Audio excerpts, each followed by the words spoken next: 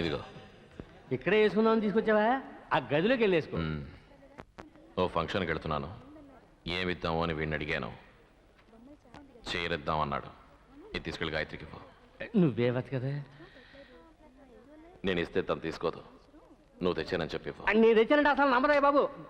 వెళ్ళు. సరే.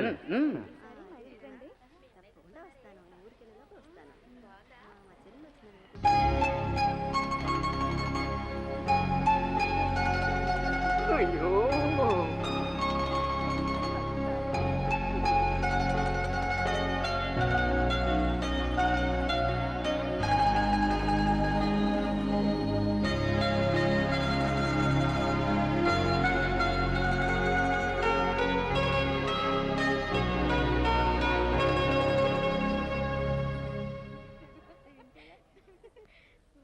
ఆంటీ, మీకు ఎంతమంది పిల్లలు? 7 మంది. అంకుల్ ఏం చేస్తుంటారు? ఊరికే ఉన్నారు. 7 పిల్లలు అన్నారు. అంకుల్ ఊరికే ఎందుకుంటారు? అబద్ధం చెప్తున్నారు కదా.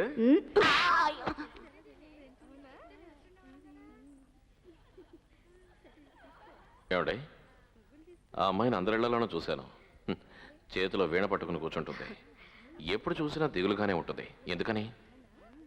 ఏ అమ్మాయి? అదిగో మధ్యలో ఉందే. తను మీరా. కృష్ణుడిని ప్రేమించింది. కృష్ణుని కోసం ఎదురు చూస్తోంది. ప్రేమించిందా? ఎన్నాళ్ళు? అది మరి జీవితాంతం. జీవితాంతమా? ఎదురు చూడడంలో ఒక సుఖం ఉందని మీరాకు తెలిసి ఉంటుంది. అందుకే. కానీ అందులో దుఃఖం ఉంటుందని మాత్రం ఎవరికీ తెలియదు. అది వదిలేయండి. ప్రేమ కోసం ఎదురు చూడటం సుఖమా, లేక ఎదురు చూసేలా చేయడం సుఖమా? నిజమైన ప్రేమలో మాత్రం ఎదురు చూడటం, ఎదురు చూసేలా చేయటం రెండూ సుఖమే.